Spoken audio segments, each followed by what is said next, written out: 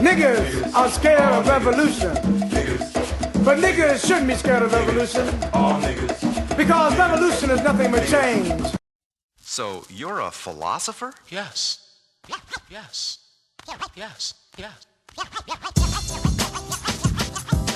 I think very deeply. I think very deeply. I think very deeply. Now let's get the one about the life. You know what the one is that about the life? Yes, sir. Okay, come on. 1 Samuel chapter 17 and verse 42. Come on. And when the Philistine looked about and saw David, he disdained him. He what? For he disdained him. Read on. For he was but a youth and ruddy. Now, what kind of sense does that make? Here it is, Goliath is a champion of the Philistine army, and it says he disdained David because he was a youth and ruddy. He hated him because he was young and red? A youth and ruddy mean young and tender. He just became, he was just coming of age. And he said, this is the man that you sent out to war against me? A champion of the Philistines? Read on. And of fair countenance. Come on. And the Philistines said unto David. A fair countenance is beautiful. Talking about handsome. Read on. And the Philistines said unto David, am I a dog that thou comest to me with staffs? And the Philistine cursed David by his gods. Okay, now let's go from there and let's go back to what we was reading in the book of Psalms chapter 18. The book of Psalms chapter 18. Read that. Verse 38. Come on. I have wounded them that they were not able to rise. They have fallen under my feet. Read that. Go back and let's get another verse. Go to the verse. What verse was that? Oh, that was verse 38. Give me verse 37. Verse 37. Come on. I have pursued mine enemies. Okay, he have pursued his enemies. You can read regular. He have pursued his enemies. Talking about he chased his enemies. And he wouldn't let up from his enemy. This is what it mean by when it says the spirit that was on Judah, that his hand would be in the neck of his enemy. He'd keep putting the pressure on. He wouldn't let up. He pursued his enemies. Read on. And overtaken them. And have overtaken them, meaning he didn't let up. Read on. Neither did I turn again till they were consumed. Okay, so he kept on going after the enemy until he destroyed them. See, this is the mistake of the black man in America. See, you ain't got the right spirit on you because what? Because you don't realize who you really are. You want to be African American. You don't realize that you are an Israelite, and that's the problem. Okay, in the Israelites, when you have an enemy, you gotta know what God's intentions is for that enemy. You gotta keep going after them. In the 60s, our people, they gave in. You shouldn't have gave in. We was leading towards 1969. Had you known this Bible, you would have known that in 1969, the reason why there was that great uproar and there was that great stirring among the people, God was causing that to happen because it was a time that we were supposed to be freed from our captivity of being in this land, and we were supposed to be let back into our original homeland, which is not Africa, which is the land of Israel, and be allowed to be set up and be sovereign as our own government.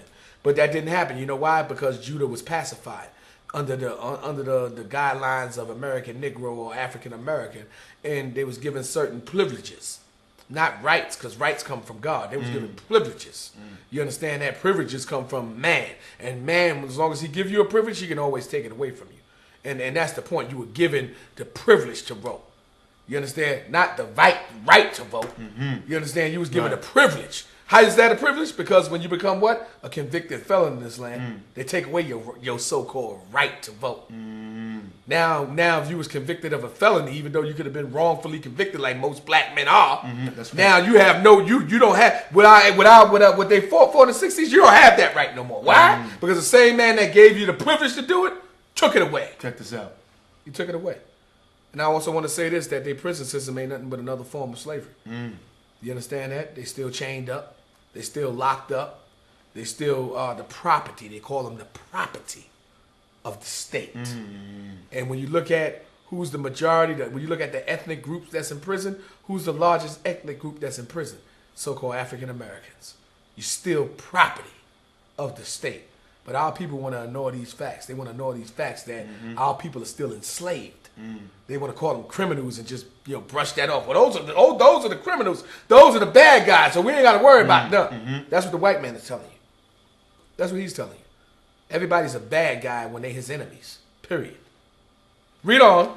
I have wounded them that they were not able to rise. They have fallen under my feet. So David in the Judites of that time, They made sure that the enemy was able to get back up. Read on. For thou hast girded me with strength God gave him the strength to do that. Read on. unto the battle. But thou hast subdued unto me those that rose up against me. Everybody that rose up against David was subdued under him. Read on. Thou hast also given me the necks of mine enemies. Read that one more time. Thou hast also given me the necks of mine enemies. What did Genesis chapter 49 verse 8 says? Judah's hand shall be in the neck of his enemy. The neck of his enemy mean you got him. You got him. Now you the one that's in charge. You understand what I'm saying? That's right. And Judah can get the enemy can get the enemy to that point. Judah can win a war. See, people don't understand that the black man can win a war. They don't understand that. Again, look at your greatest generals. They were all black. Look at your greatest warriors in your military. They all black. You understand what I'm saying? That's right. See, people don't understand that the black man organized with the spirit of God on him, they can win a war. You understand that? That's right. Read on. That I might destroy them. Read one more time. What? That I might destroy them. Read that whole statement one more time. Thou hast also given me the necks of mine enemies. Thou hast done what? Given me the necks of mine enemies. Read on. That I might destroy them. Come on. That hate me. That what? That hate me. That what? That hate me. What's supposed to happen to people that hate us? You're supposed to destroy them. These are the people that hate you. But our people ain't gonna get that. That's why you're gonna constantly get a reproach. You're gonna be put to shame. That's why you ain't gonna never be recognized for any of your accomplishments. I mean, sincerely. And people will say things to try to make themselves look good, but how do they feel internally? They still hate you. That's why you still getting comments like nappy-headed Negroes when you ain't got a bunch of butches and all that, about young girls playing basketball. You understand what I'm saying? And people thinking making him lose his job was enough. Listen, David said make him lose his life. Okay? That's, pay with your life. These are bitter words coming out of the mouth of the white man. And I do agree. I do agree with the definition of nigger when it comes to the way it's applied when it's coming out the mouth of a white person. It's the most hateful and hurtful term in language today when it comes out the mouth of a white person, because we know what's on their mind when they say that word so passionately. You understand that? And that's why David felt the way that he felt. Read on. They cried, but there was none to save them. Yeah, when it was time for them to pay for everything that they have done, what the white man gonna do but cry? See, people don't like this. They think that this is hate preaching. How's this hate preaching when we preaching the Bible?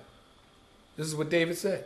Then when you got people that actually really research the Bible, you got some of these channels that's dedicated to the research of history, like the History Channel and National Geographics.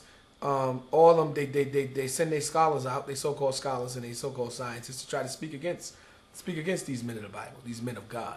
Try to say that they was the most bloodiest men in history, man of God, or the greatest serial killer ever.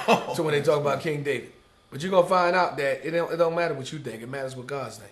And what does God think? God said, I find David, the son of Jesse, to be a man after my own heart, which shall fulfill all my will. Read on.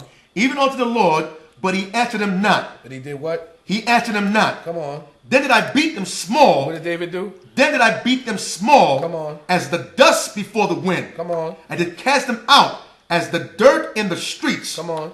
Thou hast delivered me from the strivings of the people. Okay, verse 44. Is that it on 44? That was verse 43. Okay, read on. Thou hast delivered me from the strivings of the people. All the people that want to come up against us and argue and debate the situation. Read on. And thou hast made me the head of the heathen. Thou hast made me what? The head of the heathen. Yeah, the same people that you saying as former slaves gonna be the next leaders of this world.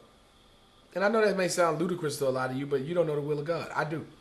And the same people that you call inferior are the next ones to rule. They're going to be the head of the heathen. Read on. A people whom I have not known shall serve me. All over the world, you're going to be bowing down to black men. Go back to Revelation chapter 3. Revelation chapter 3, verse 9, and read that one more time. Behold, I will make them of the synagogue of Satan. Read on. Which say they are Jews. Come on. And are not. Come on. But do lie. Come on. Behold, I will make them to come and worship before thy feet. Yeah, they're going to come and worship before our feet. Read on. And to know. This is the reason why God going to make them do that. He's going to make them know. Read on. That I have loved thee. That God loves the nation of Israel. He loves the black man and Hispanic man and the Indian. He loves the so-called minority. He loves the people that you call the niggas. And because he loves them, this is what's going to happen. Now, this is what has happened. Let's go back to Genesis chapter 49. And let's pick up at the 9th verse. Let's pick up at verse 9. Read that. Genesis chapter 49, verse 9.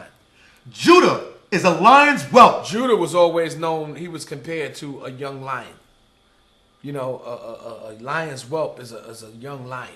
Read on. From the prey, my son. From what? From the prey, my son. Read on. Thou art gone up. Meaning, what are you doing? The prey is supposed to be, you're supposed to be constantly going after the prey, like what David said. You ain't supposed to let up. But what did Jacob say, seeing in the last days? These are things that were before Judah in the last days. Judah wouldn't be focused no more. Judah would lose focus on who's the real enemy.